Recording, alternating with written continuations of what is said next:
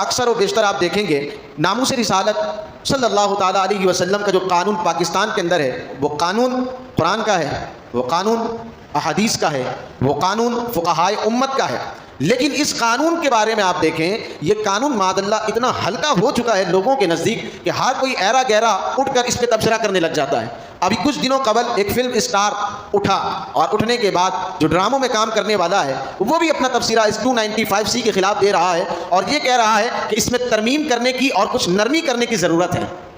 یعنی گستاخ رسول کو قتل نہ کیا جائے بلکہ کچھ اور سزا دے دی جائے۔ تو ہم نے کہا یہ قانون اللہ اس کے رسول کا بنایا ہوا ہے، فقہائے امت کا اس پر اجماع ہے، تیرے باپ کا قانون نہیں ہے کہ تو تبصرہ پیش کرے اور حکومت وقت اس کو قبول کر لے۔ تیرا کام ہے ناچنا گانا اور فلمیں ڈرامے بنانا، تو وہیں لگا رہے، لیکن ناموس رسالت کی طرف 295C کے قانون کی طرف کوئی بھی ہاتھ بدنیتی کے ساتھ بڑھے گا، مسلمان اسے کبھی بھی کامیاب نہیں ہونے دیں گے، مسلمان اس ہاتھ کو تن سے جدا کر رکھ دیں گے، کیونکہ اس قانون کے پیچھے پاکستان کے غیور مسلمانوں کی قربانی ہے۔ یہ قانون اللہ اس کے رسول کے فرامین کی روشنی میں بنایا گیا۔ ہم نے کہا اس قانون سے اتنی چڑ ہے تجھے؟ ہم نے کہا پھر سرحد پر کھڑے تم ملک کے قوانین کے خلاف کیوں نہیں بولتا؟ جو سرحد پر فوج کھڑے ہوتے ہیں ہر ممالک کے،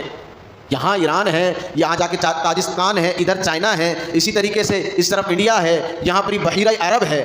اگر تمہیں کوئی تکلیف ہے تو تم ذرا ان کے بارڈر کی طرف بڑھو، LOC کی طرف بڑھو، لائن آف کنٹرول کی طرف بڑھو۔ وہ تم سے پوچھیں گے نہیں آنے کا کیا مقصد ہے، یہاں بارڈر کی طرف پھر رہے ہو، وہ پوچھیں گے بعد میں، پہلے گولی سے تمہارا استقبال کریں گے کہ یہ لائن آف کنٹرول ہے، LOC ہے، یہاں ہر ایک کو بھٹکنے کی اجازت نہیں ہے۔ یہاں تو یہ قانون ہے جو اس دائرہ کار میں نظر آئے پوچھنا بعد میں کہ آیا کہاں سے ہے، لیکن اس کا استقبال گولیوں سے پہلے کر دینا اور پھر جا کر اس ڈیڈ باڈی سے پوچھنا کہ بتا اب کہ یہاں آنے کا مقصد تیرا کیا تھا۔ وہ جس طریقے سے لائن آف کنٹرول ہے اور وہاں وہاں بندہ اگر جائے اور جانے کے بعد اگر گولی لگ جائے اور پھر اگر کوئی یہ تبصرہ کرے کہ بارڈر پہ بندہ مار دیا تو کوئی رو کر یہ نہیں کہتا کہ یار بڑا ظلم ہوا اس کے ساتھ، تو آگے سے لوگ یہ کہتے ہیں اس کو ضرورت ہی کیا تھی وہاں جانے کی؟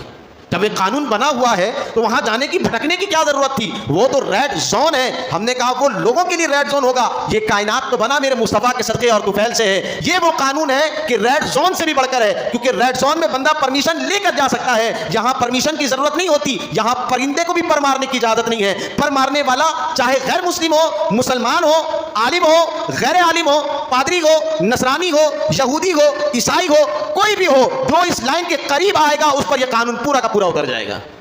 کیونکہ یہ قانون اتنا حساس ہے۔ تو جس طرح لوگوں کو وہاں لائن آف کنٹرول پر بندہ مار دیے جانے پر تکلیف نہیں ہوتا ہے، اسی طرح قرآن اور احادیث طیبہ اللہ اور اس کے رسول کے بنائے ہوئے اس قانون 295C جو کہ اس لائن آف کنٹرول LOC سے بھی بڑھ کر ہے، یہاں پر ہی اگر یہ قانون اپلائی ہو جائے تو یہاں پر بھی کسی کو تکلیف نہیں ہونا چاہیے۔ ملک کے خلاف بغاوت ہو جائے تو بندہ سولی پر چڑھا دیا جاتا ہے۔ کیا ملک کے خلاف بغاوت کرنا رسول اللہ سے غداری کرنے سے زیادہ بڑا ہے؟ یہ تو ملک ہے، ہم تو کہتے ہیں کروں تیرے نام پہ جہاں فدا، صرف نام پہ یا رسول اللہ، آپ کی عزت و آبرو پر نہیں، صرف نام پر دو جہاں فدا کرنے کی بات ہے۔ تو جس طرح وہاں پر بندہ مار دیا جائے اور کوئی اعتراض نہیں ہوتا، اسی طرح 295C کا جو قانون بن گیا کہ بندہ اگر گستاخی کر لے، اس سے گستاخی ہو جائے تو پھر وہ واجب القتل ہے۔ یہی قرآن و احادیث کا فیصلہ ہے، یہی فقہائے امت کا فیصلہ ہے، اور اس قانون میں اب کوئی بھی ترمیم نہیں ہو سکتی ہے۔